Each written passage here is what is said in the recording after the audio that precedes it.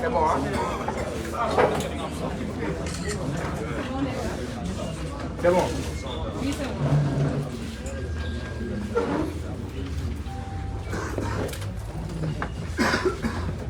Asalaamaaleykum. ñu ngi leen di nuyu ñëpp di jégalu aussi pour la presse ci retard bu ñu accusé di tàmbali li ñu fi indi mooy conférence de presse ci wàllum Cheikh Omar Diagne. tey ay mouvement yu bëri ñoo dajaloo bu ñu gisee ñu toog ci table bi gis nañ ci ñoo xamante ne yàgg nañ leen gis ci xeex population bi leen di woowee les mouvements sociaux ak ñoo xamante ne aussi wàllum valeur ak wàllum diine daf leen ñor mooy ñu si mel ni Ami Samb Dikoy ñoom Imam Dramé. Pour la présentation je suis Seydina Mouhamadou Malal Diallo bokk ci collectif Noor.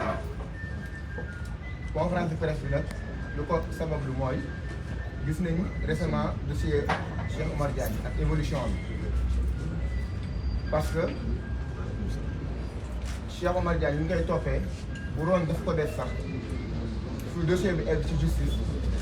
waru fa woon egg donc loolu rek doy na pour wane ni am na acharnement ba mu ci kaw loolu moo waral ne tey ñun ñi mouvement yi nekk société civile bi ak les mouvements religieux comme Ami Samb Dikoy ñu boole suñu doole pour jàmmaarloo état bi parce que ñaar moo am ñaar bi kese moo am ba ñoo xamante ne dañuy xeex lu baax ak ñoo xam ne dañuy xeex lu bon te Cheikh Omar Diagne foo ko déggee foo ko gisee ci wetam lu baax rek ngeen gis parce que noonu la mos a doxalee loolu la mos a def dëkk bañ ko xamee sur la scène jusqu'à maintenant. léegi affaire conférence de presse li muy demee mooy dina am koo xamante ne mooy jël la version française mouvement de lutte bu ñu booleew ak koo xamante ne mooy def la version wolof après aussi di leen jox kàddu ñu si mel ne Ami Samb Dikoy Imam Dramé professeur Malick Ndiaye di leen jël kàddu ku ci nekk ak Imam Makhtar Sall Ami Samb Dikoy ku ci nekk dina jël kàddu wax ci dossier bi fu mu toll ak naka la état bi profité woo ci loo xamante ne ça devait se limiter ci ñaari Sénégalais. On va commencer par la version française. Guy Marius Sagna mën na ñëw. version la commencé en français moo war a jiitu.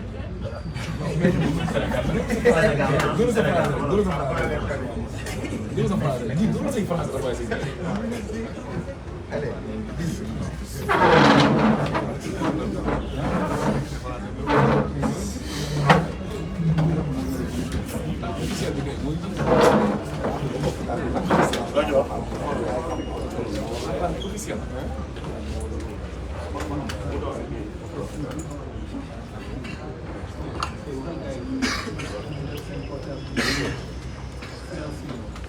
mbokk yi ñu ngi leen di nuyu yéen ñëpp ci seen tur ak seen sant di rafetlu teewaay bi di fàttali rek ne benn tomb moo ñu fi dajale mooy suñu mbokk suñu xarit suñu doomu ndey suñu camarade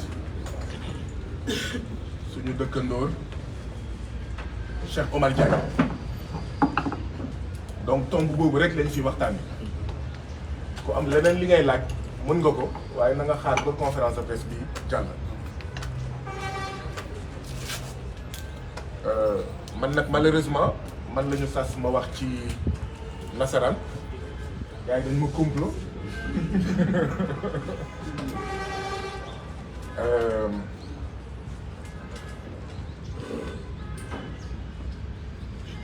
nous sommes venus ici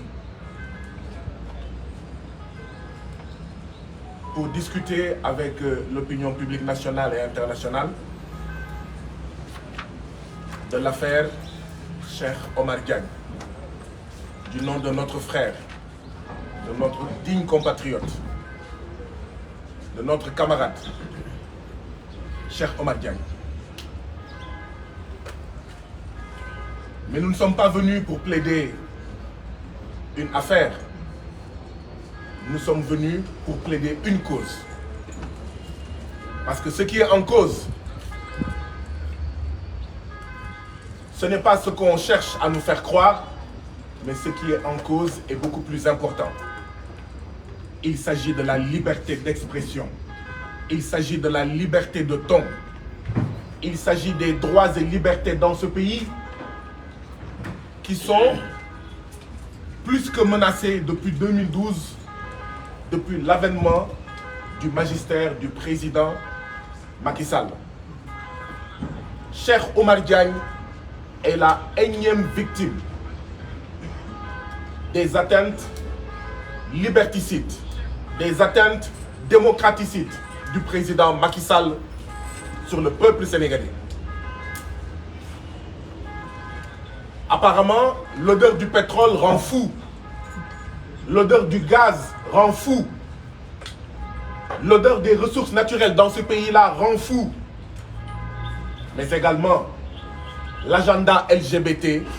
qu'on veut nous forcer dans ce pays-là rend fou. Et c'est cette folie qui pousse le président Macky Sall et son gouvernement dans l'instrumentalisation de la justice de ce pays à s'abattre tous les jours, toutes les semaines, tous les mois sur des citoyens qui n'ont commis aucun crime, sinon que celui d'exprimer leur désaccord face à un agenda LGBT opposé à nos valeurs, opposé à la volonté de la majorité, de l'écrasante majorité des citoyens de ce pays, face à un agenda néocolonial. Parce que oui, Cheikh Omar Diagne est un militant assumé, confirmé de la lutte contre l'agenda LGBT. Mais Cheikh Omar Diagne, c'est aussi un livre contre le franc CFA. Cheikh Omar Diagne, c'est aussi un livre contre la franc-maçonnerie. Cheikh Omar Diagne n'est pas n'importe quel citoyen, n'est pas n'importe quel religieux, n'est pas n'importe quel musulman, mais Cheikh Omar Diagne, c'est l'argumentation. Cheikh Omar Diagne, le crime qu'il a commis, c'est celui d'être omniprésent sur la scène publique et médiatique de ce pays et avec force argument de démontrer, de montrer la volonté de ces gens de nous ramener en arrière, de nous faire régresser, de plonger le Sénégal dans un agenda LGBT, mais de renforcer le néocolonialisme dans ce pays, y compris en termes de valeurs, parce que l'agenda LGBT, c'est aussi l'impérialisme, c'est aussi le néocolonialisme sur le plan culturel. Il ne s'agit pas d'un problème entre Djibril War et notre frère et camarade Cheikh Omar Diagne. Nous tenons à préciser ici que Cheikh Omar Diagne n'a pas été arrêté ni emprisonné parce qu'il a insulté les chrétiens du Sénégal. Cheikh Omar Diagne n'a pas été arrêté et emprisonné parce qu'il a insulté les musulmans du Sénégal. Cheikh Omar Diagne n'a pas été arrêté et emprisonné parce qu'il a insulté les Wolofs ou les Peuls ou les Sérères ou les Noirs du monde entier.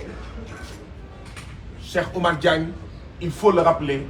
a été arrêté et emprisonné sur la base fallacieuse d'injures et de diffamation. Nous voulons que les citoyens sénégalais apprécient eux-mêmes la situation. Dans ce pays, quand vous insultez tous les chrétiens du Sénégal, vous êtes convoqués et avant le début de la soirée, vous rentrez librement chez vous. Vous insultez tous les chrétiens du Sénégal. Vous rentrez chez vous. Même si Cheikh Oumar Diagne avait diffamé ou injurié, il aurait diffamé une seule personne. Il est emprisonné. Vous pensez que c'est sérieux? Vous pensez que ça peut entrer dans notre tête de citoyens sénégalais? Dans ce pays-là, des gens peuvent insulter impunément nos compatriotes Wolofs, tous les Wolofs du Sénégal. On leur cherche un visa et un passeport et ils sont aujourd'hui hors du Sénégal. Cheikh Oumar Diagne aurait, je dis bien aurait, et c'est un mensonge, diffamé un individu et il est sous mandat de dépôt. Cheikh Oumar Diagne est dans un pays où quelqu'un peut insulter tous les jazz du Sénégal, il n'est ni convoqué, ni emprisonné. Et un individu aurait diffamé un autre individu et il est arrêté et il est emprisonné. Et vous voulez que ça passe dans notre tête de citoyens sénégalais? Non, ça ne passera pas. Et nous sommes ici, nous collectifs, nous mouvements, pour dire aux citoyens sénégalais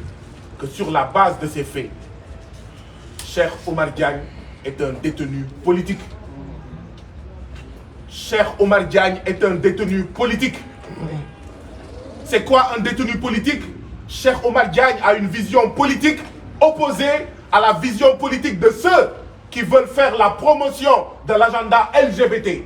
Cheikh Oumar Diagne est arrêté pour cette conscience politique de voir que si rien n'est fait dans ce pays-là, les LGBT vont nous diriger, mais pire, nos dirigeants vont s'accroupir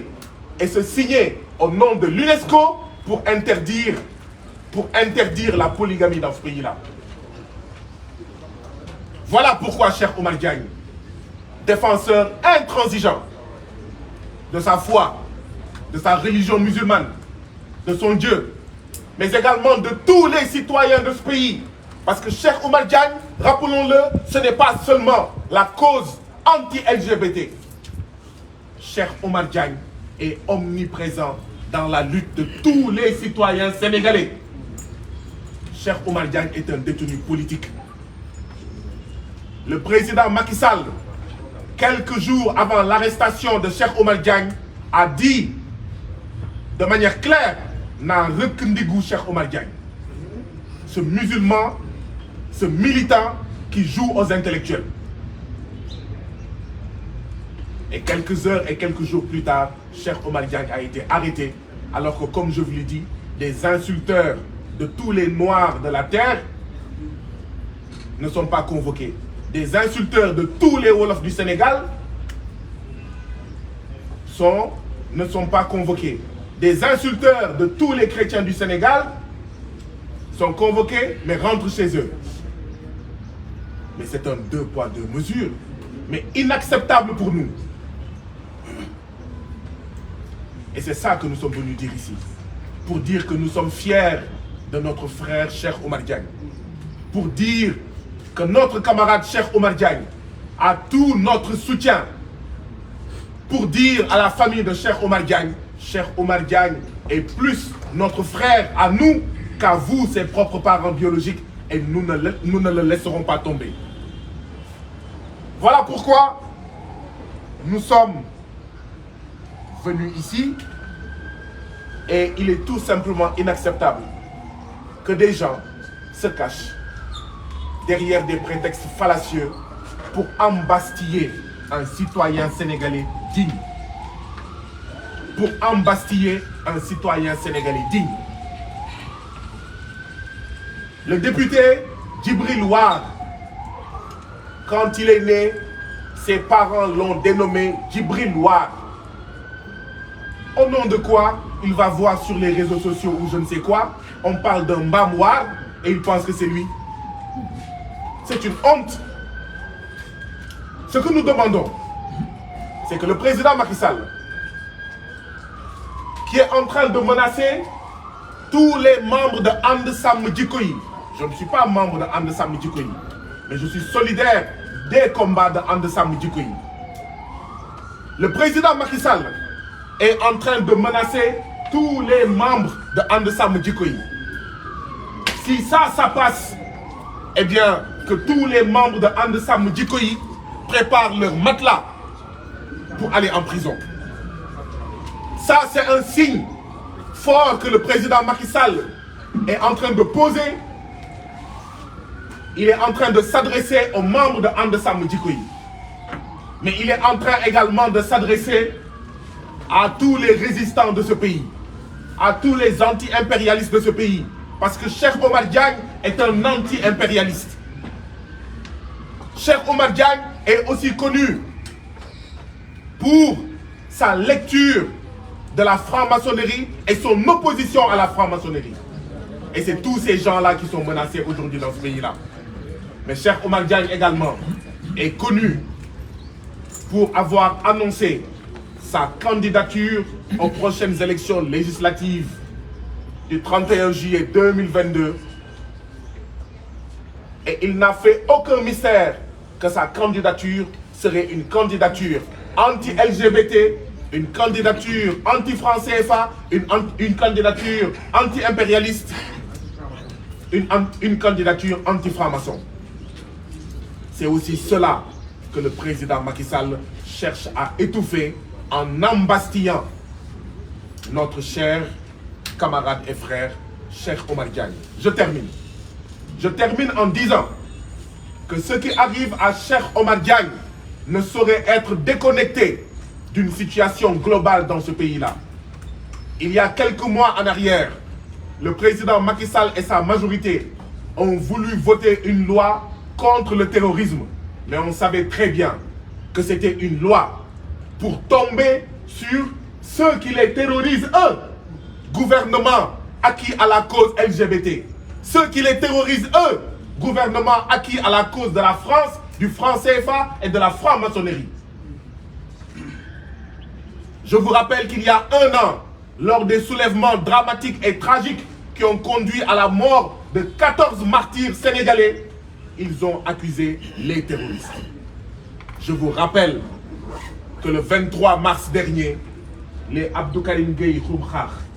les Sylvestine Mendy derrière moi, les Yolande Camara derrière moi, les Baïnias de Fouta Tampi, les Gadjo, etc., les Dambodj, ont été torturés, 18 personnes. Il ne faut pas déconnecter ce qui arrive aujourd'hui à Cheikh Omar Diagne. Il ne faut pas déconnecter de ce contexte, de ce tour de vis antidémocratique, liberticide que le président Macky Sall pose. Eh bien, nous disons au président Macky Sall, nous disons au peuple sénégalais, nous les invitons tous d'ailleurs à la grande manifestation du samedi 16 avril à partir de 10 h à la place de l'Obélisque. Une grande manifestation pour la sauvegarde des libertés dans ce pays-là. Une manifestation pour crier à nouveau notre opposition contre l'agenda LGBT. Une manifestation contre les violences dont sont victimes les résistants, les membres des mouvements citoyens. Que ce soit violence par les arrestations, violence par les emprisonnements, violence par les détournements des procédures judiciaires. On vous arrête et après on cherche pendant plusieurs jours les motifs qui permettront de vous garder le plus longtemps possible en prison. On vous arrête pour ouvrir une information judiciaire. Il a diffamé. Il aurait diffamé. Il aurait injurié. Mais en information judiciaire, mais il aurait diffamé. Il aurait injurié. Mais c'est facile d'en administrer la preuve. Celui qui s'est senti diffamé et injurié devant la barre du tribunal un jeudi ou le mardi suivant, cette affaire aurait pu être jugée. C'est ce qu'on appelle le détournement de procédure judiciaire. Une diffamation. Des injures publiques. Et on ouvre une information judiciaire. Ça veut dire qu'on fait une enquête. Enquête pour chercher quoi? Enquête pour trouver quoi? Citoyens sénégalais, dans un pays où les trafiquants de faux billets sont libres, dans un pays où les trafiquants de drogue sont libres, dans un pays où les togémanes de la République qui entourent le président Macky Sall sont libres, dans ce pays-là, la place des hommes dignes, c'est en prison. Et Cheikh Omar Diagne est un homme digne, est un digne Sénégalais, opposé aux Sénégalais indignes qui signent l'agenda LGBT, qui émargent à l'agenda LGBT, qui sont financés par l'agenda LGBT. Et donc oui, mobilisons-nous tous ce samedi 16 avril 2022 à partir de 10h, Inch'Allah, à la place de l'Obélisque pour sauver le soldat Cheikh Omar Diagne. Parce que s'ils finissent avec Cheikh Omar Diagne, le prochain, ça sera Ababakar Mboup. Le prochain, ça sera Imam Dramé. Le prochain, ça sera le professeur Malik Ndiaye. Le prochain, ça sera Abdou Karim Gueye Khouroumkhar. Le prochain, ça sera Sylvestine Mendy. Le prochain, ça sera Yolande Camara. Et cela, ça ne passera pas. Samedi, ça sera une manifestation pacifique. Mais après le samedi, que le président Macky Sall se le tienne pour dit, il libérera de gré ou de force notre frère, notre camarade, le soldat Cheikh Omar Diagne. Je vous remercie.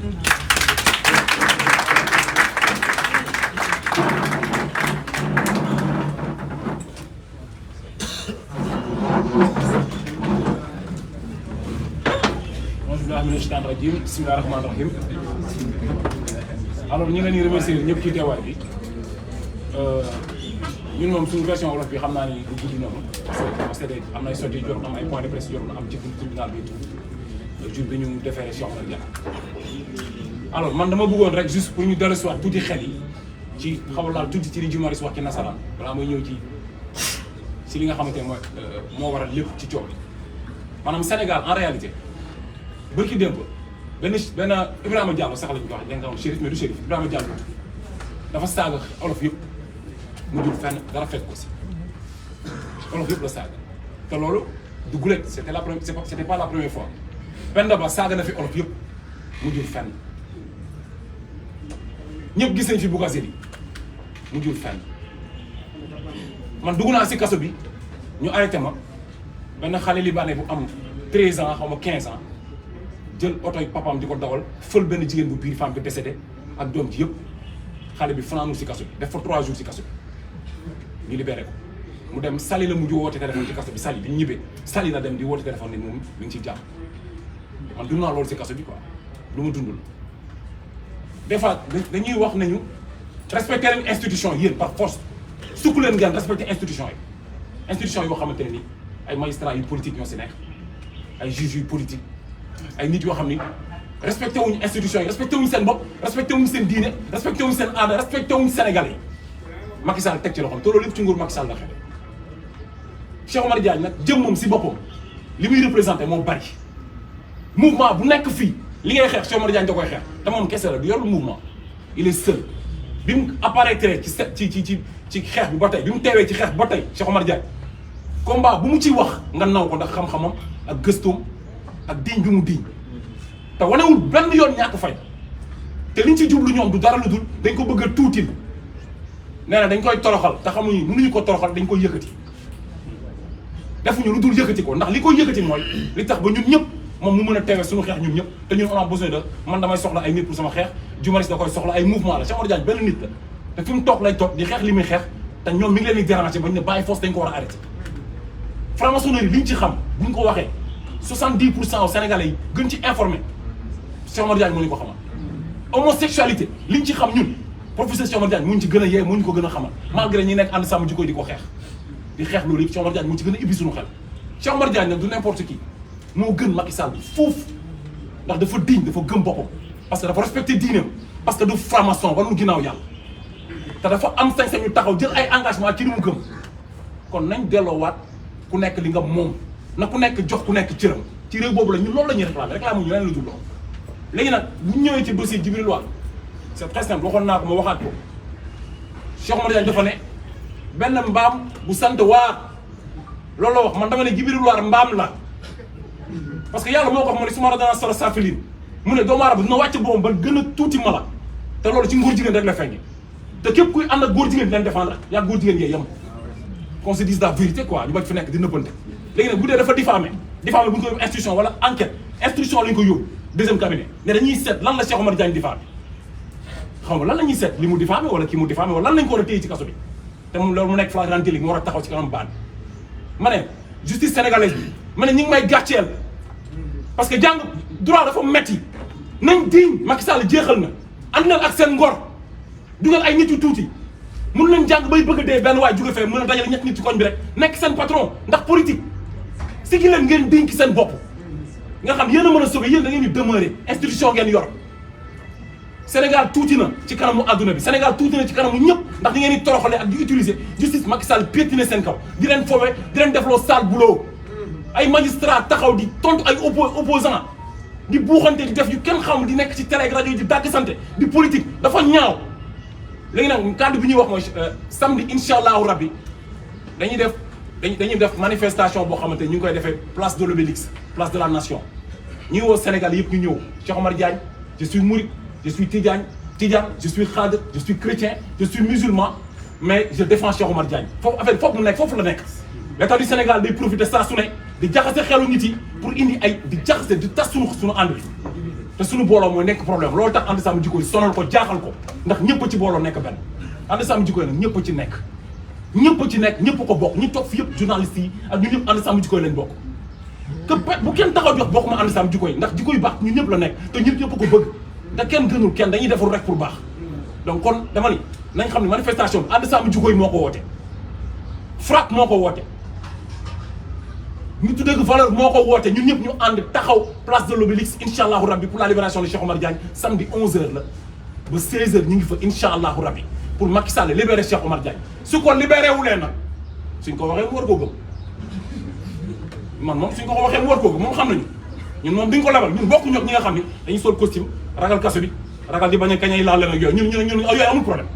liñ koy xamal lan la mooy Cheikh Omar Diagne du def 15 jours ci kaso bi te ñun duñ ko fekk ci kaso bi wala mu libéré ko par force samedi dina ko libéré ci nii wala mu libéré ko ci nee ma delluwaat wax ni Djibril War mbaam la buy ŋaax jërë ngeen jëf wa sallallahu rasulullah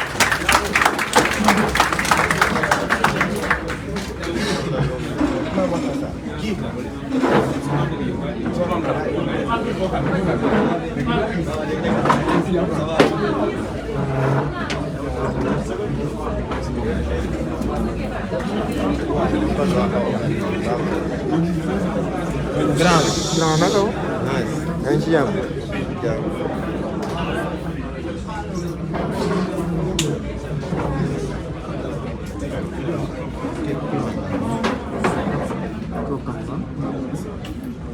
Dina présenté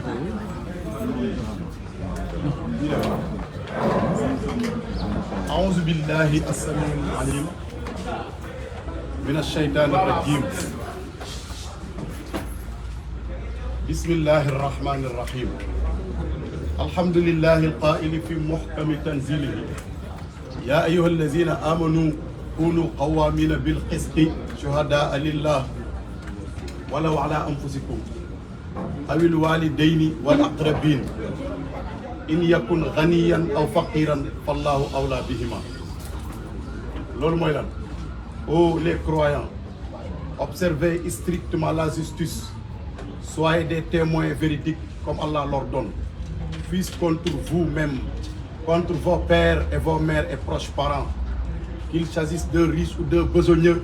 Allah a priorité sur eux deux et il est plus connaisseur de leur intérêt que vous.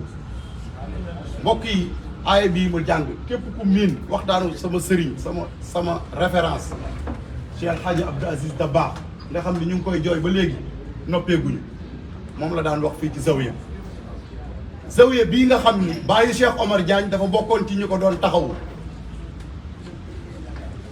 zawiya Seydi Hadji Malick bi fii bàyyi Cheikh Omar Diagne dafa bokkoon ci ñu ko doon taxaw kon il faut ñu wax nit ñi kan mooy Cheikh Omar Diagne. Cheikh Omar Diagne ku mu gënul ci réew mi gënoo ko waaye loolu yëpp daf koo fàtte jëfandikoo li yonent bi sallallahu alayhi wa sallam wax ni man lam yahtamma bi umuril mu'minina fa laysa minna képp koo xam ni mbiru jullit ñi ak liy dox ci société bi ñoru la bokkoo ci lislaam donte da ngay julli bay naaw ci kaw asamaan si bokkoo ci man kon bu ñu nax réew mi nañu wax nit ñi li fi am lan la Cheikh Omar Diagne li ko tax a jóg mooy li Cheikh Ahmadou Bamba Khadimu Rasoul doon xeex loolu lay xeex Cheikh Omar Diagne li ko tax a jóg moom li Thierno Souleymane Baal doon xeex loolu lay xeex li ko tax a jóg moom la Cheikh Seydi Hadji Malick doon xeex moom la Cheikh Ibrahima Niass sëriñam doon xeex mooy fexe ba réew mi moom boppam Cheikh Ahmad Bamba Khadimu Rasoul biñ koy yóbbu lu mu wax dañi sama sababu tukki bi ñaara ko waral sababu xaybati an allaha arada an anaala minhu jaaha mu ni wa an akuna shafi'an lil qawmi wa an akuna xaadiman lid dawmi cause bu njëkk bi mooy damay dem pour sauver sama peuple Cheikh Ahmad Bamba looloo ko taxoon di xeex kon buñ nax nit ñi nañ wax nit ñi lan la mag ñi bind ak lan lañ fi bàyyi mooy dama ni waxul damay dem pour sauver murit yi de wala damay dem pour sauver waa réew mi damay dem pour sauver sama peuple man Serigne Touba looloo tax ñu exilé ba ca topp mooy damay dem pour am martaba Khadimu Rasoul kon képp kuy njabootu Cheikh Ahmadou Bamba Khadimu Rasoul yaag Cheikh Omar Diagne yéen a bokk combat ko loolu mu leer parce que Serigne Touba dafa bind bàyyi fi boo gisee mu bind bàyyi fi da doon ban ku falsifier ay waxam Serigne Touba liñ ko teg lépp ci ay coona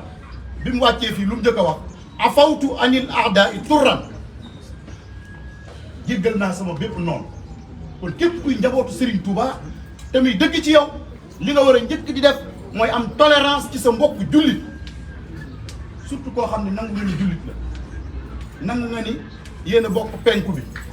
nangu nga ni day wax ashhadu an laa ilaha illa allah wa ashhadu anna muhammadan rasulullah nga nangu ni yéen a bokk tasawuf kon kooku yéen a bokk pas-pas taalibe Cheikh Ahmadou Bamba la man kenn mënu maa génn ci njabootu Serigne Touba parce que damaa gëm ni Serigne Touba man la doon xeexal ma kon bu ñu kenn dugal ci débat boobu débat bi nekkul foofu débat bi nekkul ci diggante ay tarixa bu ko fi kenn yóbbu débat bi mu ngi nekk ci Cheikh Omar Diagne bu jóg di def continuité li Serigne Touba doon xeex mooy ngóor jigéen bañ a tasaaroo ci réew mi foofu la débat bi nekk li Cheikh Seydil Hadji Malick doon xeex nga xam ni fii la taxaw wax ko ni ala himmati faj al ilahi aliyatan li an sirtu xurran xaalisan kulla wijhati Seydi Hadji Malick ko wax mag ñi ay déclaration lañ fi bàyyi kenn mënta lëndëmal seen i wax mu ne man Seydi Hadji Malick maa ngi ñaan yàlla nga may ma liberté totale kon buñ nax nit ñi ni tubaab bi ñoo fi indi liberté mag ñi ñoo ñu jàngal liberté réew mi fii la révolution torodo fii la amee ci 1776 réew mi am na ay université depuis 1603 l'université de Pire kon ñun amuñu dara lu ñuy jéggaani ci tubaab yi lépp dañ ko fi indi pour ma résumer bu ñu kenn dugal ci ay détails man dama fee ñëw parce que sama deret moo mënul ma toog ñu jàpp Cheikh Omar Diagne muy ndogoo ci kaso bi man ma toog sama kër waxuma ci turu kenn parce que ma réew mi kenn ëppale wu ma fi loolu laa gëm man bu ñu ko doon séddoo damay jël yóbbu loolu yàgg naa ko wax te loolu laa gëm man imam laa di mu xaddamu Cheikhu Tidiane waaye teg ko fële nekk citoyen pour Sénégal kon bu ñu naxante président Macky Sall yow yaa am intérêt ci bàyyi Cheikh Omar Diagne mu ñibbi këram yow yaa ci am intérêt man waxi Jibril Wall du ma ko wax turum sa bugguma ko tudd parce que Cheikh Omar Diagne lu mu gën a nekk ci kaso bi ñun am nañ jot am nañ temps dinañ wër réew mi yëpp wax leen ni góor jigéen ñi ñoo jàpp Cheikh Omar Diagne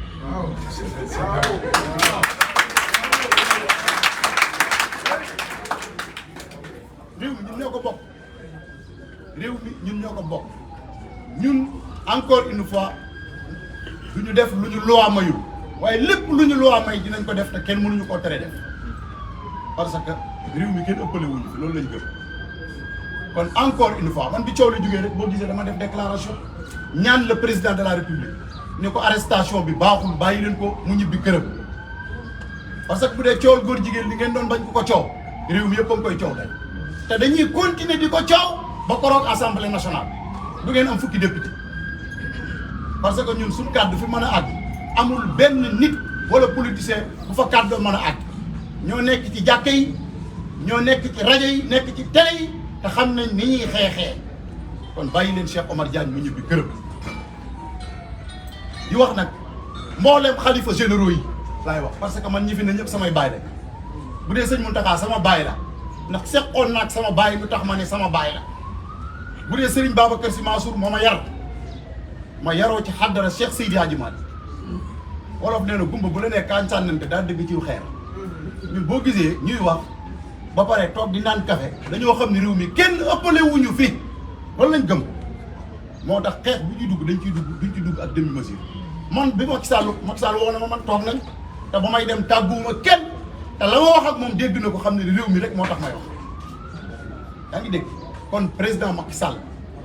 bul dugal réew mi ci xeex boo xam ni du jeex parce que ñun amuñu jotu xeex dañoo nekk ci weeru koor jullit ñi di baalonte àq jullit ñi yaakaar yërmande yaakaar ni crise bi àdduna bi nekk ñaan moo ko ci mën a génne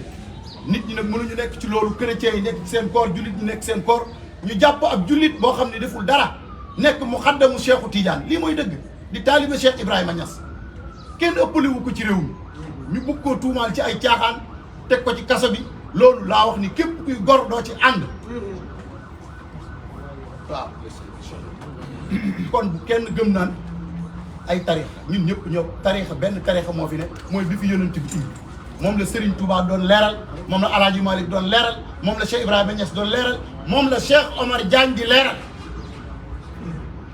fi may daanelee mooy maa ngi leen di sant yéen activistes yi parce que yéen réew mi buñ ko jaayul ba tax yéen a tax buñ ko jaayul ba tey yéen a tax mais ana opposition bi kenn gisu leen loolu man il faut ma wax ci ak responsabilité parce que mënuñu ñoom buñ nekkee ci ay jafe-jafe activistes yi taxaw te buñ jàppee activistes yi kenn du leen gis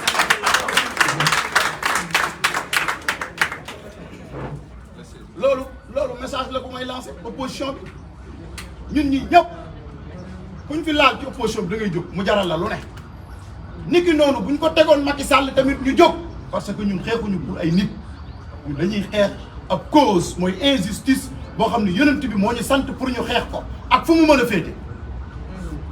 kon manifestation bi le 16 la képp ku gëm ni boo fekkee woon Badar di nga dem da ngaa war a dem maanaam bu fekkoon yonent bi ñëw na woote Badar nga gëm ni yow da ngaa war a dem Badar manifestation Cheikh Omar Diagne bi da nga cee war a dem parce que mooy sunu Badar ñëw le Francis Fanon waxoon ni chaque génération doit dans une relative opacité découvrir sa mission, la remplir ou la trahir réew mi amuñu droit di ko bàyyee góor jigéen yi amuñu ci droit bu laajee dem tëddi kaso nañ tabax kaso yi ñu dem tëddi ci parce que ñun ragaluñu kaso képp kuy gor du bugg ci Cheikh Ahmadou Bamba Khadimu Rasoul référence la ci àdduna dundam yëpp résidence surveillée lañ ko def tey boo ko tuddee ñu yuuxu kon ku ragal kaso yeewoowul fii kenn mënu fee intimité kenn du ñu def dara nag lu ñu loi mbayul waaye lépp lu ñu loi may dinañ ko def kon ñu ngi woo ñëpp di woo imam yi di woo sëriñ daara yi nga xam ni Djibril War nee na ay góor jigéen lañ moo ko wax Djibril War moo ni sëriñ daara yi ñooy jàngale góor jigéen te boo nee sëriñ daara yi xalifa généraux yaa ngi ci biir li mooy dëgg parce que ñun ñi ay sëriñ daara lañ xalifa généraux ay maître coranique lañ kon bu dee porter plainte war naa am Djibril War la ñu war a porter plainte waaw kon maa ngi sàkku ngeen porter ko plainte parce que ñun nee na ñun ñooy jàngale góor jigéen ñu sëriñ daara yi ak imam yi kon kay moom la ñu war a porter plainte mbokk yi buñ naxante réew mi ñun ñoo ko bokk nañu sérieux amuñu problème ak benn magistrat na leer amuñu problème ak justice waaye ñun ki ñu amal problème mooy agenda LGBT waaw mbokk yi fii ragal amu fi taxaw leen tem ñun ñëpp ñu nekk ay Cheikh Omar Diagne ñu jàppale ko défendre ko pour libérer ko mu ñibbi këram di ndogu ak njabootam in uridu illa al islah mastata'tu wa ma tawfiqi illa billah imam Dramé Alhaji Malick Dramé. merci beaucoup imam ñu ngi sàkk aussi ñu wàññi kàddu bi parce que xaw nañu fi yàgg léegi imam Makhtar Sarr mun na ñëw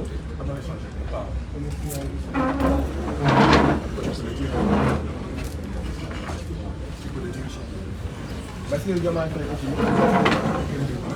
Bassirou Diomaye Faye parce que mu ngi jege ci ginnaaw incha allah ñu kàddu أعوذ بالله من الشيطان الرجيم بسم الله الرحمن الرحيم السلام عليكم ورحمة الله وبركاته noo ngi nuyu mboolem presse bi fi teew waaye di nuyu tamit ñi nga xam ne ñooy seetaan ak fu ñu mënti nekk di jaajëfali mbokk yi nga xam ne ñoo initié lii ngir yàlla ak sunu mbokk muy Cheikh Omar Diagne man la Makhtar Sarr di vice coordinateur bu ànd sàmm jikko yi ñu teew fi tey ci turu coordinateur Ababacar Mbuub maa ngi ànd ak Adama Mbuub mi nga xam ne lépp lu jëm ci wàllu finance ci kuréel bi moom lañ ko dénk waaye tamit ñi ngi ànd ak docteur Moussa Diallo mi nga xam ne mooy secrétaire général bu ànd sàmm jikko yi di wax rek ci turu ànd sàmm jikko yi ne bi mbir yi dooreeg léegi ànd sàmm jikko yi mi ngi ci li ñu njëkk a def mooy jël ñaari avocat ñu dugg ci dossier bi gëstul ñu lan moo ci nekk ba démb rek bi ñuy conclure di réunion waat ci la ñuy yónnee message dañuy wax ñeenti yëf yi ñuy toppee Cheikh Omar te incha allahu taala bu laajee ànd sàmm jikko yi war a dolliwaat ay avocat dana ko dolli ànd sàmm jikko yi tamit ni yeble na délégation ñu dem ci kër Cheikh Omar seeti njabootam muy àjjuma ji nu génn muy man muy Cheikh Adama Mbuub muy imam Babacar Silla dem nañu ba këram seeti njabootam waxtaan ak ñoom waaye li may fàttali mooy Cheikh Omar waajaloon na boppam ci kaso biñ ko indilee convocation bi dafa woo ay doomam te ñi ci mag ay jigéen lañu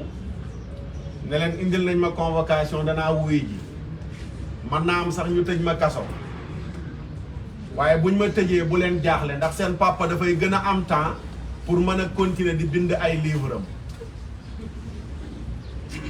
loolu waxu ko yaayu xale yi mais xale yi la ko wax bi mbir yi xewee soxnaam informé doom yi di leen ko wax ñu ne ko yaay sunu papa wax nañu ko laataa muy dem nee nañu indil nañ ko convocation te mën nañ ko cee dugal kaso maanaam la mu doon dalalee xelu xale yi fekk seen papa wax na leen ko ba noppi loolu li muy wane mooy waajal na boppam ndax ci biir cadre bi ñu séq di ko liggéey muy ànd sàmm jikko yi dañuy wax ne ñaar dañ koy waajal suñu bopp muy bàmmeel ak kaso looloo gën a sedd ci combat bi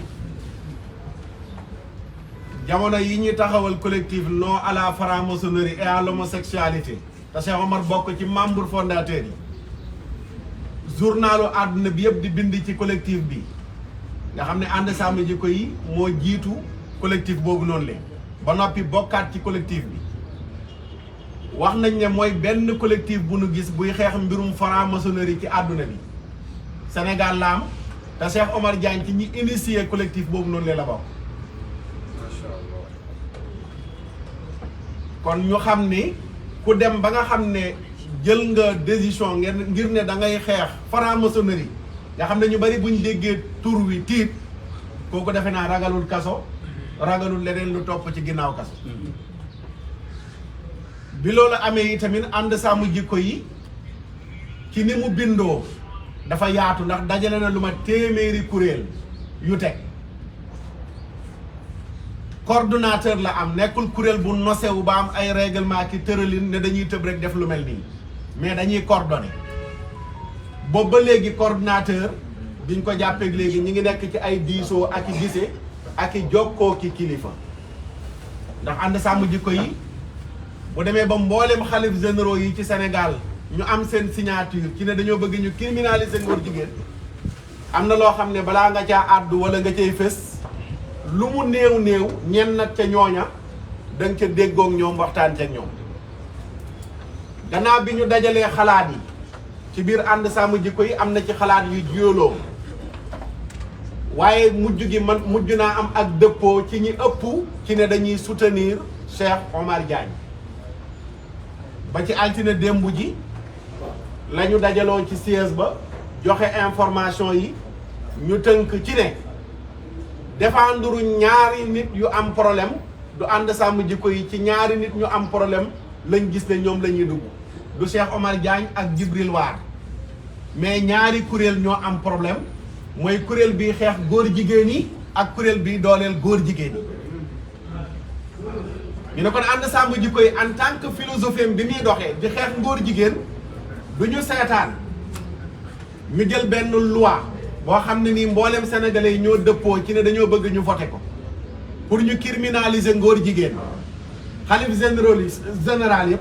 sëriñ Mountakha Mbacké sëriñ Babacar Sy Mouhamadoul Mansour Cheikh Mahi Ibrahima Niass waa jàngu bi bois sacré bi association imam yi ndaw ñi activistes yi ñëpp mànkoo ci benn loi yóbbu ko assemblée loi bi ñu jël ko boole ko ci bureau assemblée ya député ya bañ ne duñ ko voté ñu toogaat ba mu yàgg ab député génn tàmbali attaque yi muy Djibril War bi ñu yóbboo loi bi le 22 décembre le 23 le 24 décembre la ñu dalal Djibril War ci 7TV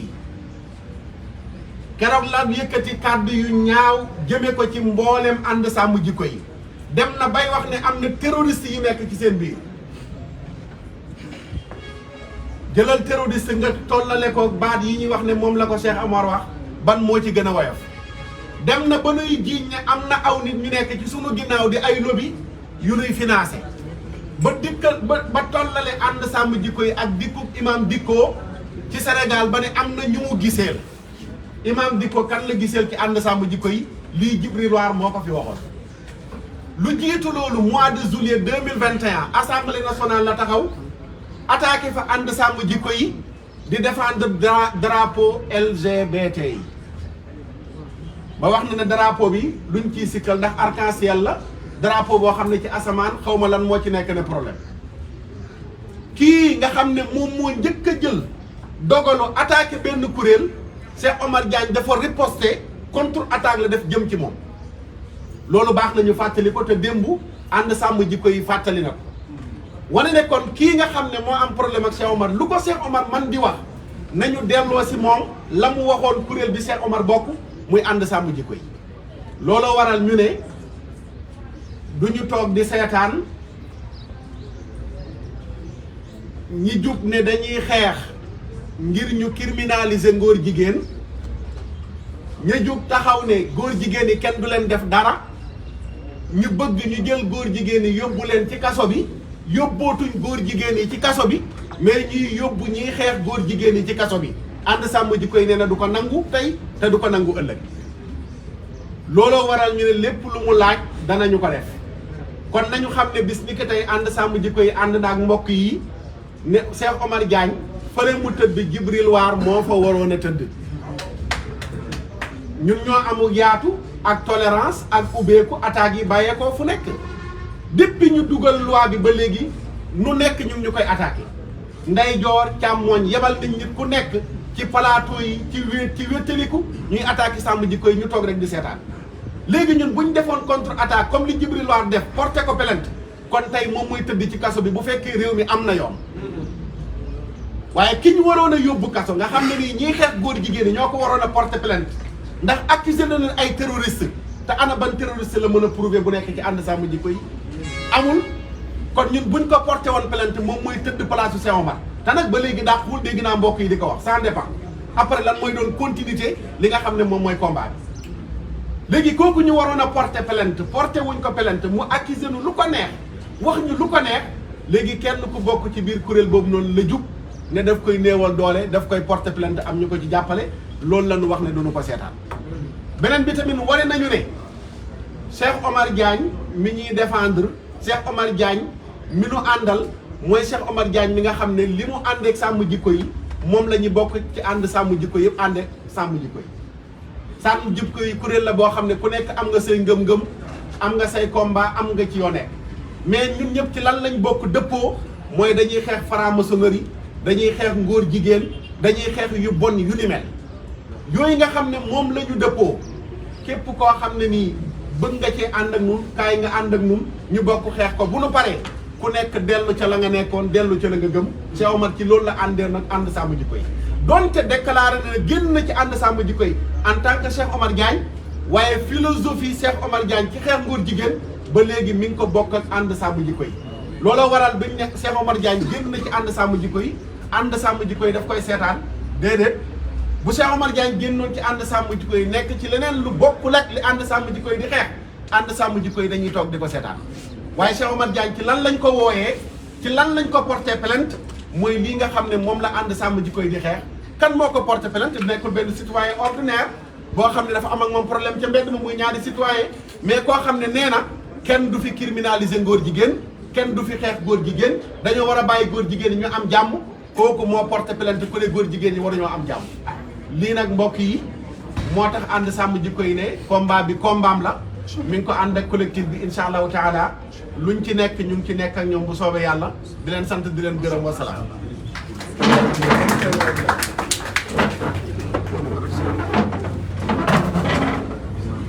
Alors, salam alaikum. Moi, ce que je voudrais clarifier, c'est que après l'intervention de celui que j'appelle Adjamato, Guy Marius Sagna a qualifié le débat. Deuxièmement, celui qui est intervenu en langue nationale wolof, a clarifié. Donc, le problème posé aujourd'hui, c'est quoi? C'est la préparation de la manifestation du samedi 16 avril à 10h du matin à la place de l'Obélisque.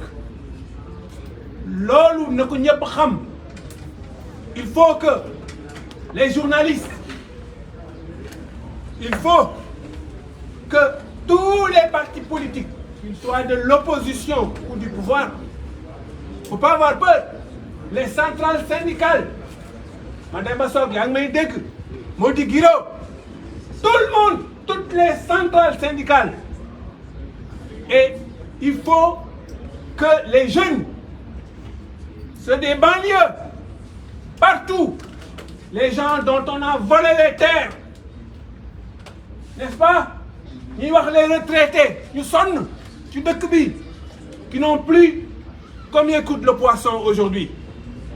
Mais le poisson, les salaires des fonctionnaires ne peuvent plus acheter de poisson,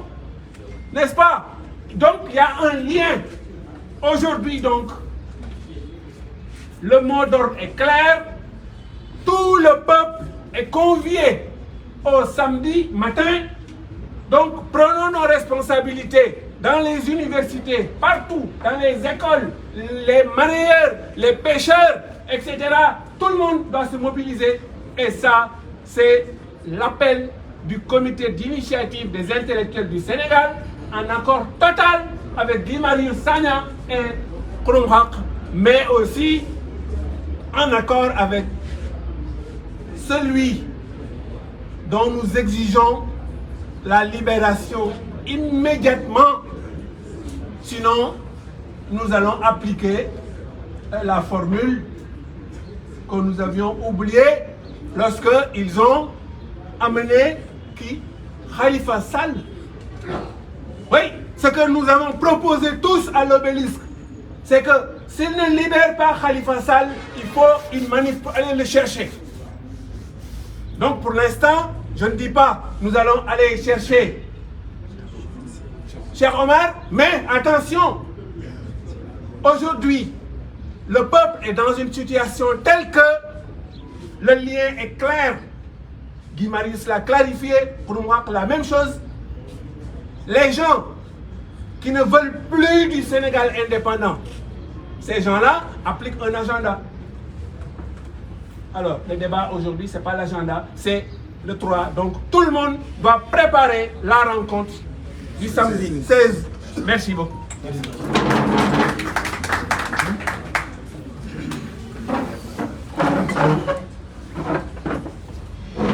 Merci beaucoup la presse.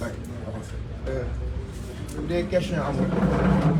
Je vous donne rendez-vous le samedi 16 avril, place de l'Obélisque, pour le rassemblement pour libération Cheikh Omar Diagne. Merci.